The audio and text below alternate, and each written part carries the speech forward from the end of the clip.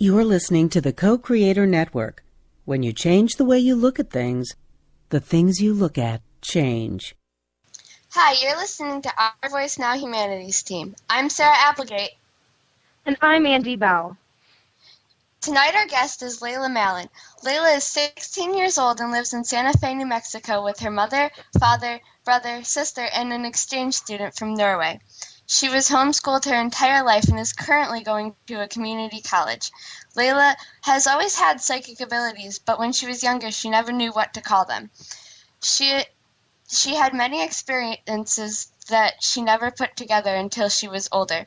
Back then, Layla didn't know that she had the ability to channel, so she started relying on other people to connect her with spirit through readings. But soon, she realized that she could do this for herself as well as for others.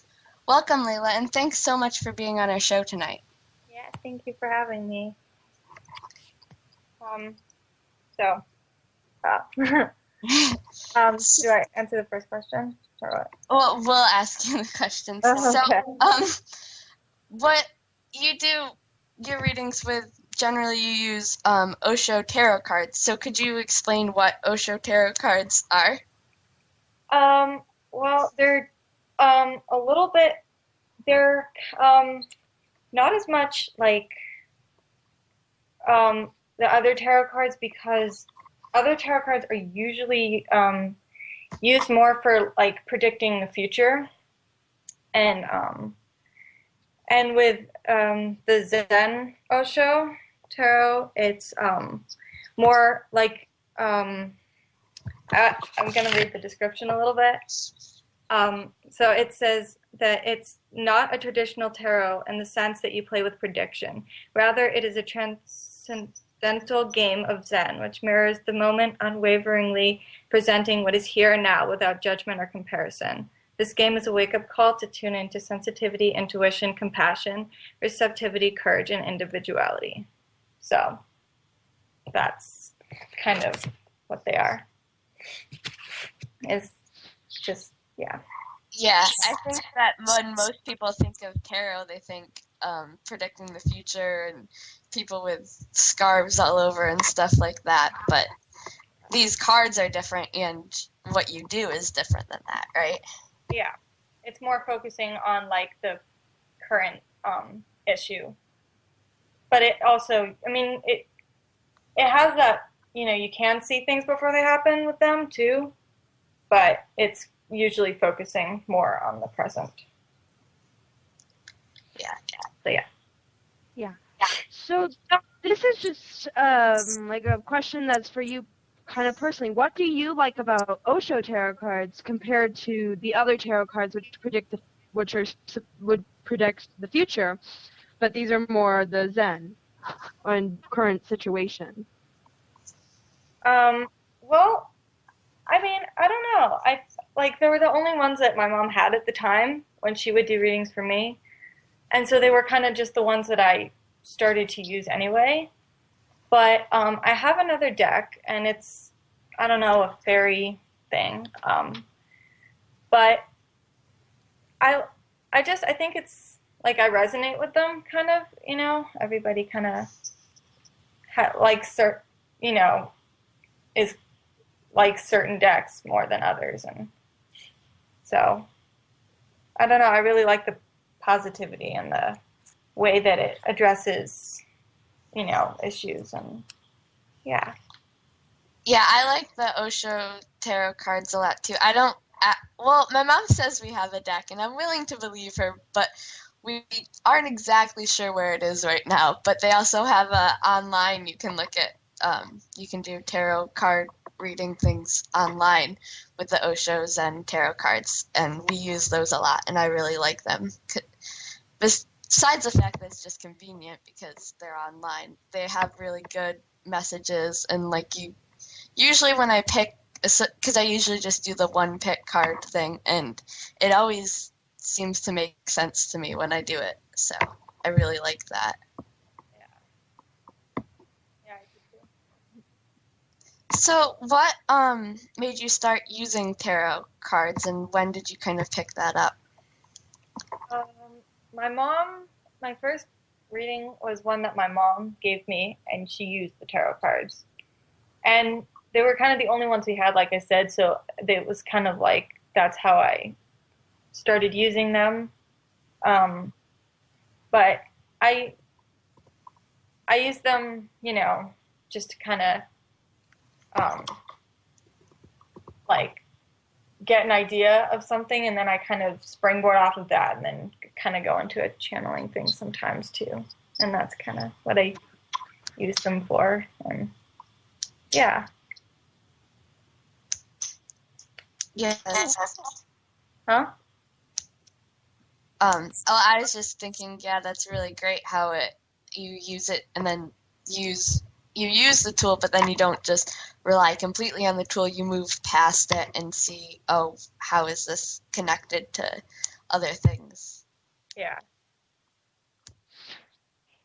So what I'm wondering, because I've never, this is the first time I've heard of Osho tarot cards, and I've never had a reading or used them. What is the methodology behind them? Just you mean the way they're used in general, or Yeah. like? I don't know how other people use them. There's a booklet, and it kind of will give descriptions about the card, and sometimes I'll use the book. And also, there's different spreads that you can do kind of according to what you're wanting to get clarity on. And so usually, like, I'll just find out, like, what that person's wanting to get clarity on. Like, there's a different spread for if you're, wanting to do something that has to do with another person, or if you're just focusing on one issue specifically, or if it's something else. So there's different spreads that you can use to, work around that, and then, yeah. Yeah. I think it's great that they give you the tools and then you can go and do whatever you want with them, so you don't have to go necessarily with the spreads. I know that at my house we use tarot cards, but we don't usually do necessarily what it says in the book or anything. But I've done it with the book guidelines too, and it's also really nice because you have I guess you have more of a set what you're planning on doing with these instead of just more general, oh, this is for everything. And both ways are nice, in my opinion. Yeah. I have another method that I use that isn't from the book, and it works too, so cool. So you talked about how you use the tarot cards, but you go a little more than that. Would you like to expand your readings beyond the tarot cards completely, where you don't have to use the tarot cards, or do you like having the tangible tool? I think I could be able to. It's just that I haven't yet. I can do it for myself. Most of the time when I read for myself, I don't use cards. But just because I'm still kind of like not as comfortable, like I'm still working on it. So I still like to have the cards there, just kind of, for just to get an idea, so that I don't think that I'm making it up or whatever. Yeah, I get what you mean. Yeah. Especially for other people, you want to like kind of have that validation that it's not just all in your head. Yeah. Yeah. So, what do your friends think of this? Because it's very interesting and it's very cool that you are learning how to do this and that you do this. Mm-hmm. I don't really tell many people, actually. I've only told like a few people, and like I told the friends that my friend, her mom is into that kind of stuff, so it's kind of easy to talk about it with her, and she understands it. So yeah, most of the friends though that I have, they don't actually know. So I don't, I feel like it's not something that I feel like I need to talk about a lot. I feel like if it comes up, it comes up, but I don't really just talk about it. Yeah, I get what you mean. And like it's even like with what my mom does and stuff, I'm always like, if people ask me out straight out, oh, what does your mom do? I'll be like, oh yeah, she's a spiritual seer, healer, and spiritual seer, healer, and something. I forget what the other word she uses right now. But it's like, usually I don't go around telling people, oh yeah, my mom's a psychic, or my mom does this and stuff, because it's like something that a lot of people don't understand. Yeah. It's Or hard at least to I think if you don't know about it, it's kind of hard to explain to certain people. Yeah, I definitely understand the not just kind of sharing it more openly. It's just kind of more of a thing that if it comes up, you'll share. Yeah. But it's just kind of like it's harder to explain exactly what it is. Yeah. And also, especially depending on like what their beliefs and religions are too, kind of you don't. Yeah. It's hard, but yeah. Yeah. And one of the things that my mom is kind of big on with her spiritual readings and stuff like that is that you have to set boundaries with other people and what you do. Do you feel that you have to set boundaries for yourself and for others having this talent? Probably more for myself, because I guess I could be tempted to get information about somebody if they didn't want me to, but I don't think that I would, because I feel like that would be wrong to do that, if they didn't want me to know about them. And as far as people go, I feel like if I felt like they were taking advantage of the fact that I had that talent almost, or if do you know what I mean? Like, Yes. if they kept coming to me for everything and I just didn't have a chance to just be like, I think you can figure this out on your own, then I probably would, but that hasn't happened yet, so. Yeah. And I think it is something that you need to be able to be like, oh, well, I shouldn't know this about somebody, so I'm not going to ask and stuff. But I also think that in somewhat like spirit tells or makes sure you're not intruding too much. Yeah, but I know that, yeah. So I don't think I would even get information about somebody if they wouldn't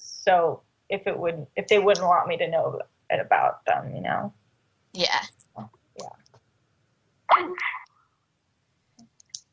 So, you talked about how your mom had the first deck and everything, and that's kind of how you got started.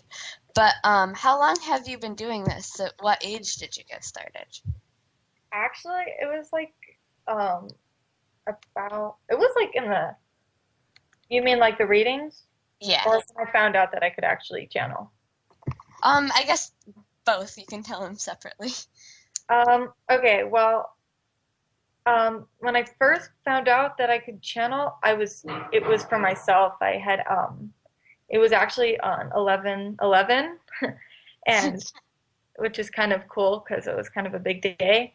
And I guess I was in this really amazing place, and I was sitting on this rock, and I closed my eyes, and I got this like thing where it was like not even me, and it was like this different voice, and it was really amazing. And then when I found out that I could channel, or no, for read, is when I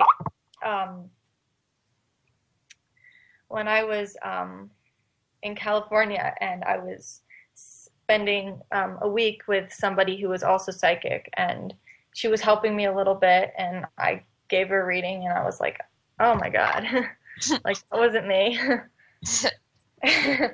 So yeah, it was kind of the first time but then the first time that I really, because I had known I had a little bit of knowledge, but when our exchange student came, I knew nothing about her, and I gave her a reading and started picking up information about her brother, and I hadn't heard anything about her brother. And I was like, okay, well, I'm not making this up then.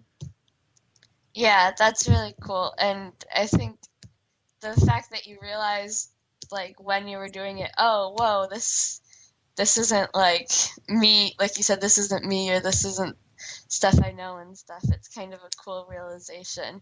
And I think like I don't really channel or anything like that in like my mom or anything, but there are sometimes where I like notice that I realized something before it happened or something like that, and I'm like, oh, wow, I that's surprising. I didn't really think I could do that kind of thing. Yeah, that And happens to me too all the time. It's just so trippy. Like I'm like, I don't. That was crazy. I get yeah, really excited. or there's like sometimes where just things sort of like all happen that are in your mind that like things in your mind are happening Yeah. in the world and things like that. And it's like, oh, wow, I didn't know I was this connected, sort of. Yeah.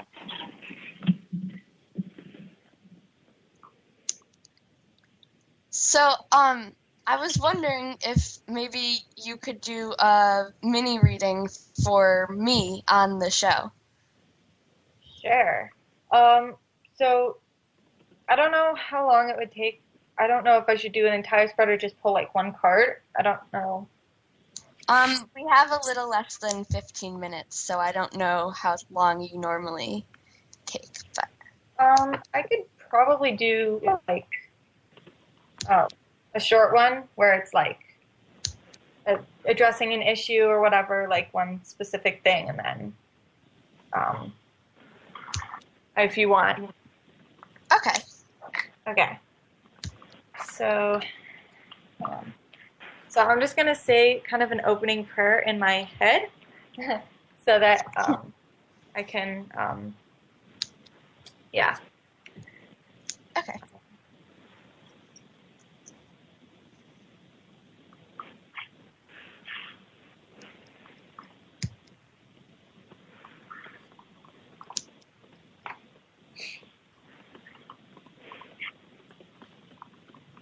Okay. So the first card that's in the middle is addressing a specific issue. Also, maybe just in your head, just um, kind of say what you want to get clarity on, or have any specific questions about. Okay.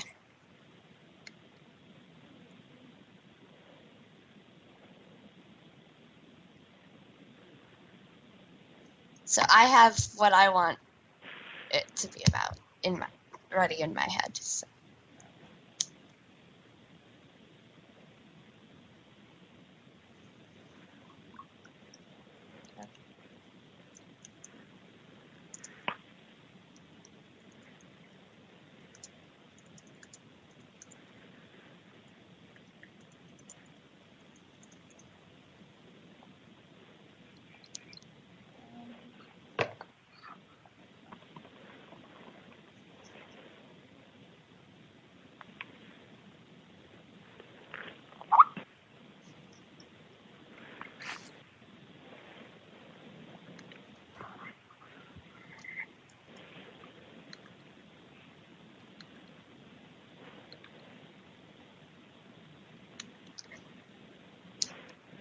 And actually, I was wondering if it would still work if I said it out loud so that listeners can know what I'm thinking and what it's going to be about.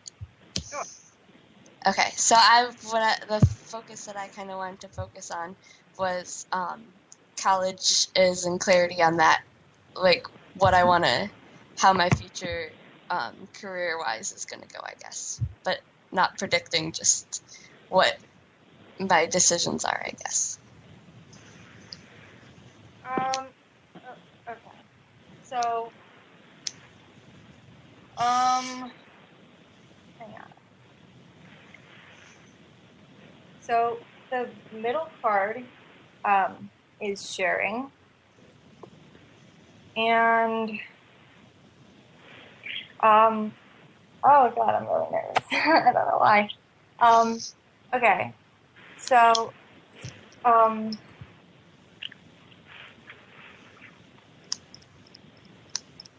Yeah.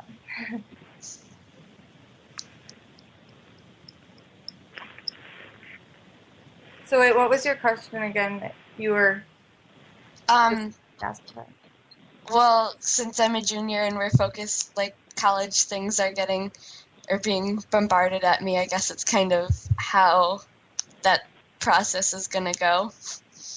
Okay. So first, I don't know why I keep looking at the card that says the burden. I don't know why, but maybe, and also conditioning. I think that, with college, like there comes a lot of expectations from a lot of other people and from teachers and whatever. And so there's almost a conditioning to maybe be afraid a little bit or to meet those conditions or to meet those expectations that other people have of you. And but you're very bright and you have a lot to offer and you're very smart and intelligent, and that there's that you'll be able to bring that in a way that that will get you far, I think. And then you have the friendliness card, which I think, that sorry, hang on. So, Well, that ties into sharing as well, sharing and being open to new ideas. And then you also have the courage card. And I think that I think college is also kind of a big deal because you're walking into a new situation, and that does take courage, and to be able to step into that is big. And I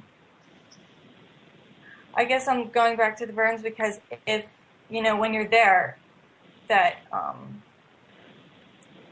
if you do, there are a lot of if there are a lot of expectations that you can't hold on to them, and try and meet them, just be yourself and do what you do with, passion or, whatever. Or like, I'm trying to find the right word for it. I don't know. Is that making sense?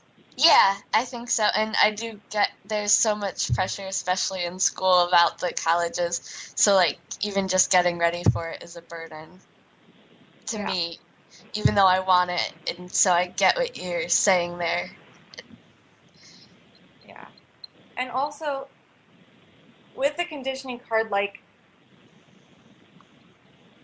there's just a way that people are sometimes, and that, obviously are different, probably, than most people. So I think that, your friendliness and your open heart will attract people who are going to be, a good person to have in your life, Yeah, that's good. Thank you. I don't know if that was, I don't know, but I was kind of nervous, but hopefully that was good. Yeah, that was good. And I think it's because I have, like, I'm feeling a lot of the pressure and stuff, but the reminder to be myself and that's kind of what's gonna get me to where I'm supposed to be and stuff is really good, because sometimes I feel like, oh, there's all like like I have to have my grades perfect and all this stuff, and my grades aren't as good as other people and things like that. But remembering that I have other things to offer is a good thing. So, and you kind of mentioned things like that, so that was really good. And thank you. Yeah.